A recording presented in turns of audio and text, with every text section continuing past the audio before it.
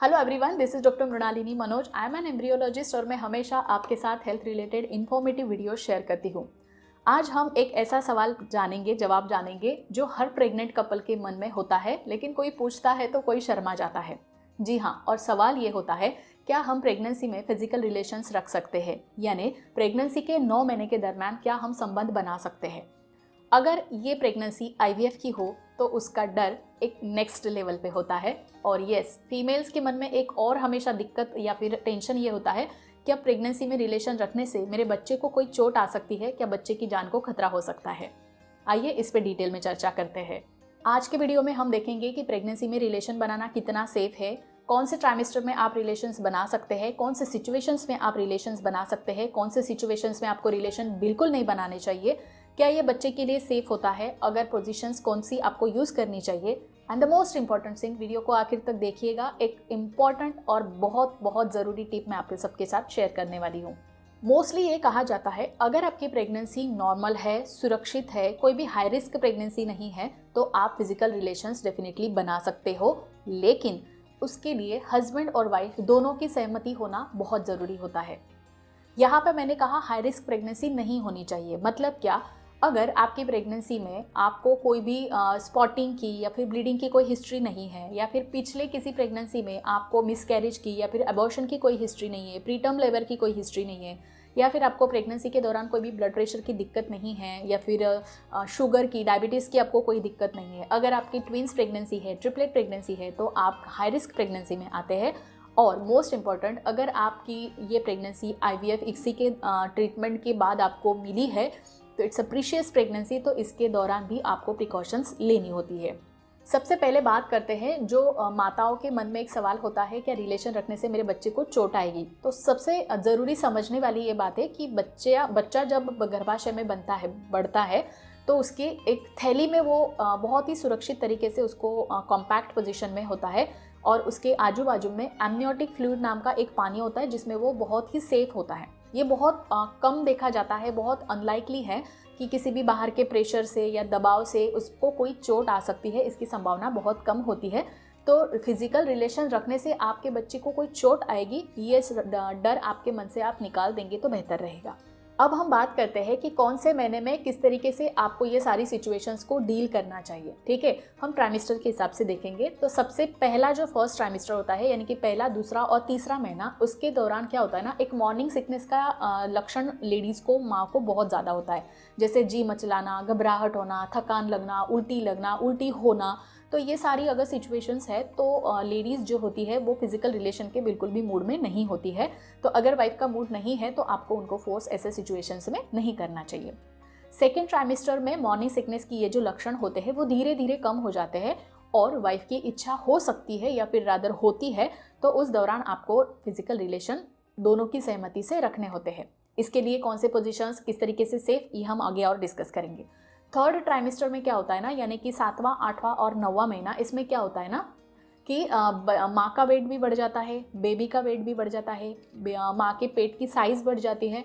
तो उस वजह से भी कहीं ना कहीं माएँ फिजिकल रिलेशन के लिए बहुत ज़्यादा प्रो नहीं होती है, या फिर इनकी इच्छा नहीं होती है। ये बात समझना बहुत ज़रूरी होता है। अब बात करते हैं कुछ ऐसी सिचुएशन जो सबको जानना ज़रूरी है कि उसके दौरान आपको प्रेगनेंसी में रिलेशन नहीं बनाने चाहिए। जी हाँ, कौन सा है सिचुएशन जब आपको प्रेगनेंसी में रिलेशन नहीं बनानी चाहिए। सबसे पहला होता है, अगर प्रेगनेंसी के दौरान किसी भी महीने में अगर आपको स्पॉटिंग की या फिर ब्लीडिंग की हिस्ट्री है तो आपको फिजिकल रिलेशन से थोड़ा सा दूर रहना है।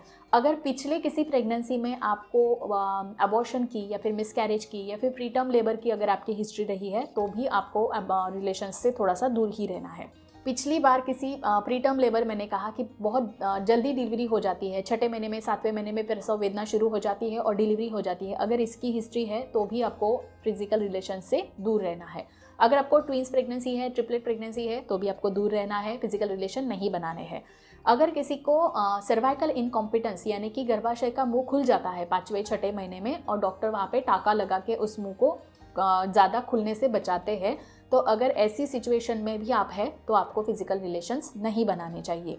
उसके बाद एक सिचुएशंस होती है प्लासेंटा प्रीविया। जी हाँ, मोस्टली गर्भाशय में जो बच्चे की आवल होती है वो अगर गर्भाशय मुंह के पास है तो ऐसे केस में भी आपको रिलेशन नहीं बनाने चाहिए, क्योंकि फिर ब्लीडिंग की चांसेस बहुत ज़्यादा बढ़ जाते हैं।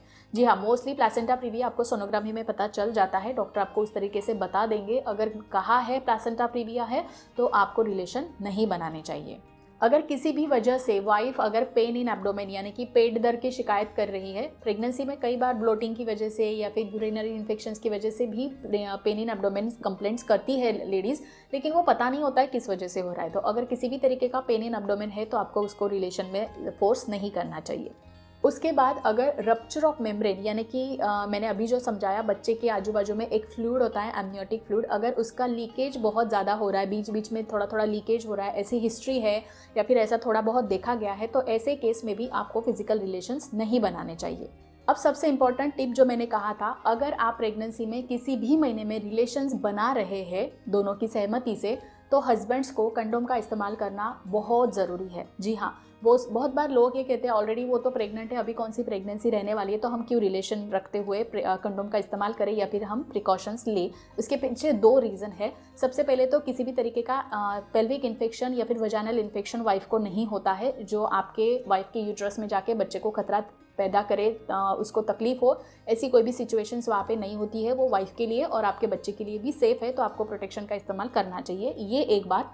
और दूसरी बात, रिसर्च ये भी कहते हैं कि हस्बैंड्स के सीमेन में प्रोस्टाग्लैंडिन्स होते हैं, जिस वजह से अगर ऑर्गेज़म महिला अनुभव करती है तो ऐसे केस में प्रोस्टाग्लैंडिन्स की वजह से सर्वाइकल मसल्स जो होती है वो कॉन्ट्रैक्ट हो सकती है और प्रसव वेदना स्टार्ट हो सकती है, यानी कि प्रीटर्म लेबर 6, 7, 8वें महीने में ही उनकी डिलीवरी होने के चांसेस बढ़ जाते हैं।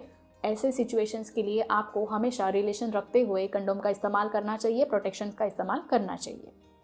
बहुत ज़रूरी है ये बात, ठीक है। अब बात करते हैं, कई बार लोग पूछते हैं कि आसन या फिर कौन सी पोजीशंस में हम रिलेशंस बना सकते हैं।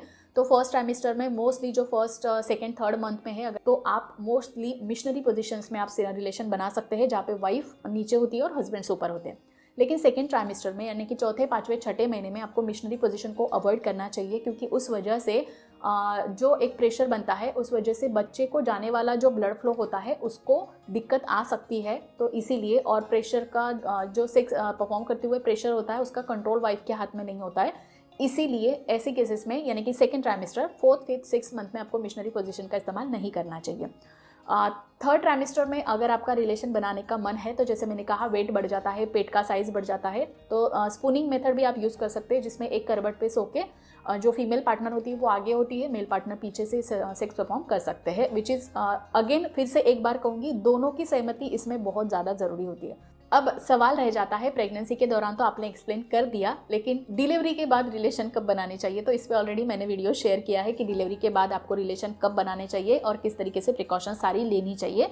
हस्बैंड और वाइफ दोनों के लिए कौन सी बातें ज़रूरी होती है, तो वीडियो को ज़रूर चेक करिएगा। इस वीडियो को ज़्यादा से ज़्यादा शेयर करिए, क्योंकि हमारे समाज में इस चीज़ों से लेके बहुत ज़्यादा मिसकंसेप्ट्स है, मिथ्स है, गलत धारणाएं बनी हुई है, जिनको प्रॉपर नॉलेज देना बहुत ज़रूरी है। तो ज़्यादा से ज़्यादा शेयर करिएगा, ताकि सबकी रिलेशंस के बारे में जो भी सवाल है वो क्लियर हो जाए। अगर इसी तरीके के वीडियो आप हमेशा देखना चाहते हैं तो चैनल को सब्सक्राइब करके रखिए, बेल आइकन पे क्लिक करके रखिए। मिलते हैं हमारे अगले वीडियो में एक नई इन्फॉर्मेशन के साथ, एक नई वीडियो के साथ। तब तक के लिए अपना ख्याल रखिए, स्वस्थ रहिए और हमेशा हमारे साथ जुड़े रहिए, बिकॉज हेल्थ इज़ हियर। नमस्कार।